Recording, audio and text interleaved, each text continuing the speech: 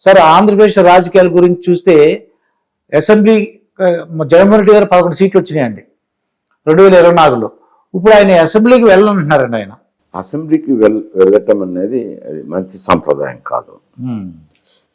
ఎందుకంటే శాసనసభ్యుగా ఎన్నికైనాక ఆయన ఒక శాసనసభ పరిధికి కాదు, మొత్తం ఆంధ్రప్రదేశ్కే శాసనసభ్యుడు అయినప్పుడు ఆంధ్రప్రదేశ్లో విషయాలను ప్రస్తావించాల్సింది ఉంటుంది. అందులోనూ ఒక రాష్ట్ర ముఖ్యమంత్రిగా పనిచేసినారు. చేసినప్పుడు రాష్ట్రంలో ఉండే సమస్యల గురించి లేవనెత్తాల్సిన అవసరం ఎంతైనా ఉంటుంది. రూలింగ్ పార్టీ సంఖ్యాబలం ఎట్లన్నా ఉంది, ప్రతిపక్షంలో ఉన్నప్పుడు సభ్యుల సంఖ్య ఎంతైనా ఉంది. సభ్యునికైతే సమయం కేటాయించుతారు, కేటాయించినప్పుడు కేటాయించిన సమయంలో మాట్లాడాల్సిందే కదా.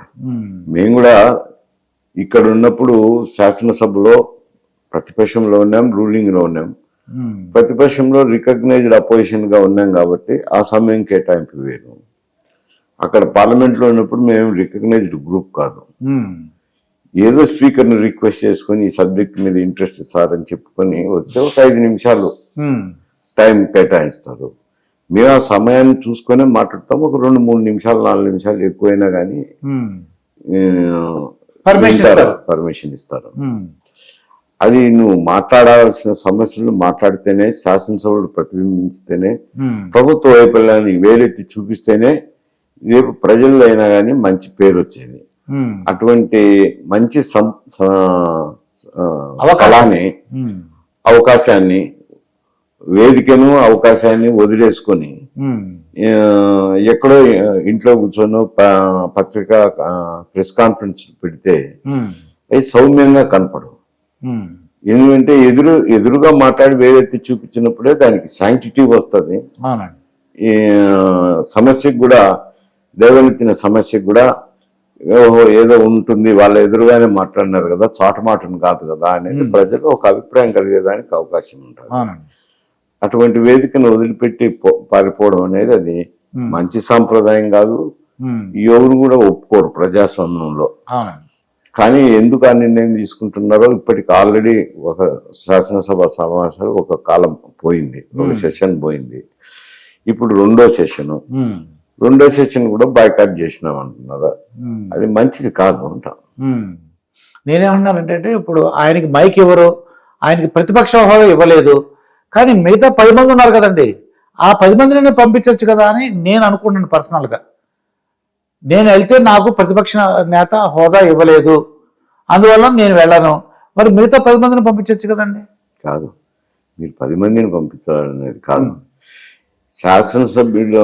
శాసనసభలో కానీ పార్లమెంట్లో కానీ ఎక్కడైనా ఏ వేదిక మీదకైనా ప్రతిపక్ష హోదా రావాలంటే కొన్ని రూల్స్ ఫ్రేమ్ చేసినారు. ఇప్పటి నుంచో పార్లమెంట్ పుట్టినప్పటి నుంచి రూల్స్ ఉన్నాయి. ఏమంటే 1/10 ఆఫ్ ది హౌస్ లో స్ట్రెంగ్త్ ఉంటేనే వారికి రికగ్నైజ్డ్ అపోజిషన్ ఇస్తారు. రికగ్నైజ్డ్ అపోజిషన్ ఇచ్చినప్పుడు వాళ్ళకి సమయం కేటాయింపు వేరుంటుంది.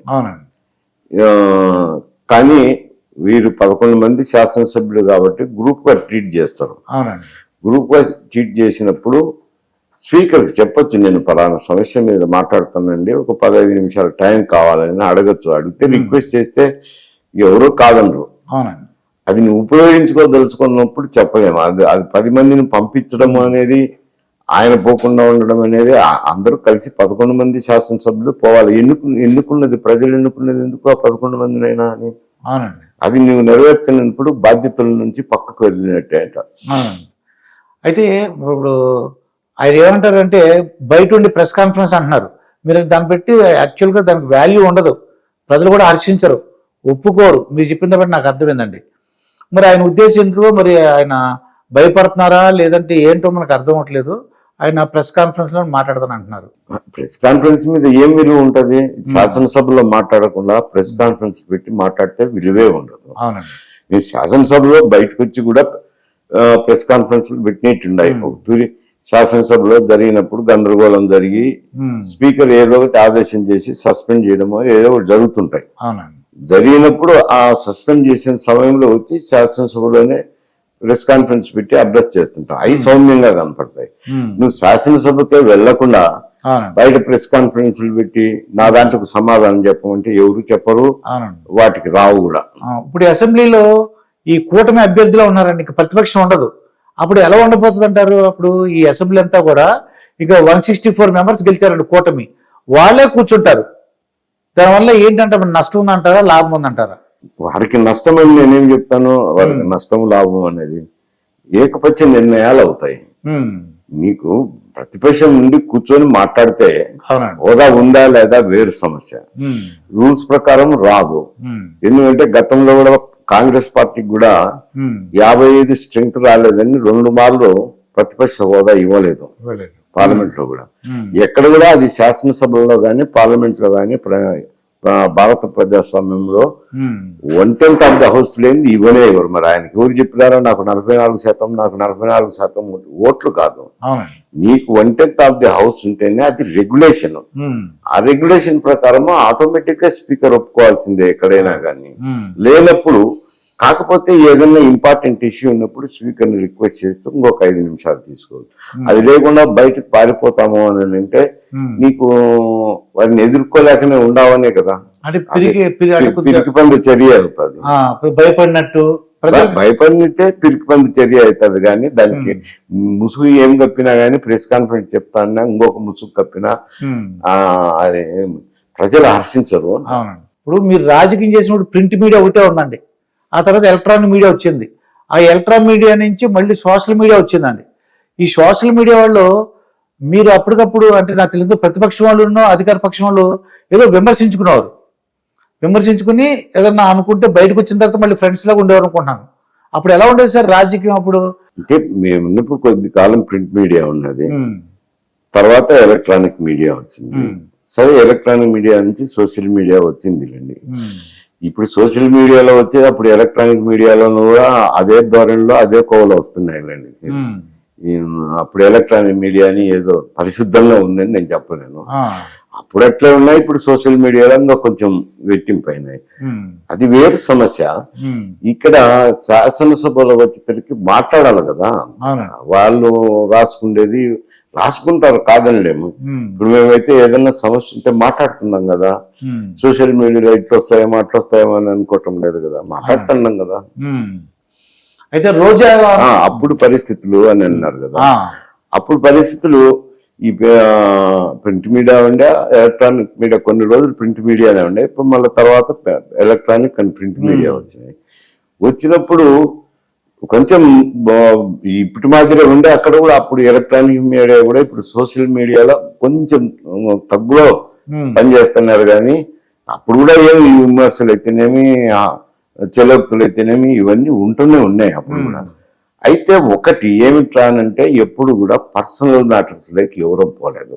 పర్సనల్ మ్యాటర్లోకి వెళ్ళలేదు. అట పరిపాలనలో ఉన్న వాళ్ళ పర్సనల్ మ్యాటర్లకు కానీ ప్రతిపక్షంలో ఉన్న వాళ్ళ పర్సనల్ మ్యాటర్లకు కానీ ఎవరు వెళ్ళేవారు కాదు. ప్రభుత్వ వైఫల్యాల మీద ప్రతిపక్షంలో ఉండే వాళ్ళు మాట్లాడేవారు, ప్రభుత్వంలో ఉండేవాళ్ళు మేము పాలకపక్షం ఇది చేసినాం అది చేసినామని వాళ్ళ సమస్యలు చెప్పుకునేవాళ్ళు. ఇట్లా ఉంటాండే కానీ పద్ధతులుగా మాట్లాడుతుంటే వేదికల మీద ఒక ప్రతిపక్షంలో ఉన్నామనుకోండి, పాలకపక్షంలో వైఫల్యాలు ఉంటాయి కదా, అవి వేలెత్తి చూపిస్తాను. అందులో భాగంగానే కదా వచ్చింది అప్పుడు బిగ్ బాస్ అయితేనేముంది, ఎలక్ట్రిసిటీ రీఫార్మ్స్ మీద అయితేనేముంది, నీటిపారుదల ప్రాజెక్టులు అన్యాయం జరుగుతాయి, ఈ రకరకాల సమస్యలు లేవనెత్తినాం కదా, లేవనెత్తాలి మరి. అప్పుడు మేము ప్రతిపక్షంలో ఉండాలని మాట్లాడలేమని అనుకోలేదు కదా, మేము ఎప్పుడు అనుకునే వాళ్ళం కాదు. ఇది రూలింగ్ ఉంది, ఈ రూలింగ్ ప్రకారం నాకు అవకాశం ఇవ్వాలి కదా అని అడగచ్చు, తప్పే ఉంది. రూలింగ్ కోడ్ చేయొచ్చు, కౌలు సభ్యుల్లో క్లియర్ గా ఉంటాయి, రూల్స్ ప్రొసీజర్స్ లో ఉంటాయి క్లియర్ గా. నువ్వు పాయింట్ ఆఫ్ ఆర్డర్ వెళ్తే ఇచ్చి తీరాల్సిందే కదా స్పీకర్ పర్మిషన్ దాకా పాయింట్ రూల్ పొజిషన్ చదివి నా పాయింట్ ఆఫ్ ఆర్డర్ దీన్ని చెప్పి అడగచ్చు, ఏ సమస్యనైనా. ఏముంది పెద్ద సమస్య ఏముంది, అంత సమస్య. నీకు ఆ మాట్లాడేది ప్రొసీజర్స్ తెలుసుకోకుండా నువ్వు హౌస్ పోతే ఈ సమస్యలు వస్తాయి. అప్పుడైతే కరెక్ట్ గా ప్రొసీజర్స్ మాట్లాడుతుంటే, ఇప్పుడు ఆ ప్రొసీజర్స్ వదిలేసినారు. ఏదో అది ఎట్లయిందంటే రచ్చబండ మీద రచ్చమాదిరి నెట్టుంది. దానివల్ల వీళ్ళకు ప్రతిపక్షానికి నష్టం అంతేగాని అవునండి. రూల్స్ పొజిషన్ చెప్పినాక స్పీకర్ అయితే ఒకరిని ఇవ్వాల్సిందే వస్తుంది పర్మిషన్ అంట. ఎందుకంటే లాస్ట్ టైము జగన్మోహన్ రెడ్డి గారు అధికారంలో ఉన్నప్పుడు ఈ ప్రతిపక్షంలో ఉన్న వాళ్ళని కొద్దిగా హేళనగా మాట్లాడినట్టు అనిపించిందండి నాకు. దాంతో తన్ను కూడా హేళనగా మాట్లాడతారేమో, అవమానపరుస్తారేమో, ఇగో ఈయన చేసిన బోర్డు అని ఇదిగోండి అని ఒక డిస్ప్లే బోర్డు పెట్టి చూపించేవారండి జగన్మోహన్ రెడ్డి గారు. ఇగో చంద్రబాబు నాయుడు గారు చేసిన తప్పులు ఇవి అలా అలా అని. శాసనసభలో డిస్ప్లే బోర్డులు పెట్టేదానికి లేదు. అది ఇంకా వ్యవహారాలను రెగ్యులేషన్స్ ను అతిక్రమించడమే అవుతుంది. నువ్వు పెట్టి మాట్లాడిన తర్వాత వాళ్ళు పెడతారు అనుకోండి. అప్పుడు ముఖ్యమంత్రిగా ఉన్నప్పుడు జగన్మోహన్ రెడ్డి గారు శాసనసభలో డిస్ప్లే చేసినారు కదా, మేము డిస్ప్లే చేస్తాం అంటారు. అప్పుడు స్పీకర్ కి ఏముంది ఛాన్స్, అడ్మిట్ చేయాల్సిందే కదా. అప్పుడు మీరు పెట్టుకున్నారండి, ఇప్పుడు వాళ్ళు పెట్టుకుంటున్నారు, నన్ను ఏం చేయమంటారు అని అంటారు స్పీకర్. ఆయన న్యాయంగా వ్యవహరించాల్సిందే కదా. నువ్వు తప్పు వేలెత్తి ఒకరిని చూపిస్తే మనకు 4 వేలు చూపిస్తుంటాయి. అట్లనే నువ్వు శాసనసభలో అటువంటి వ్యవహారాలు చేయడం తప్పు కదా. నీకు మెజారిటీ ఉన్నప్పుడు తప్పు చేసినప్పుడు అది బరాయించాల్సిందే, తప్పదు. నువ్వు తప్పదు కాబట్టి అది ఆ పరిస్థితులను ఎదుర్కోవాల్సింది. ఎదుర్కోకుండా పారిపోతే పారిపోయినారు, భయపడినట్టు అవుతుంది, పిరికి పంద అంటుంటారు.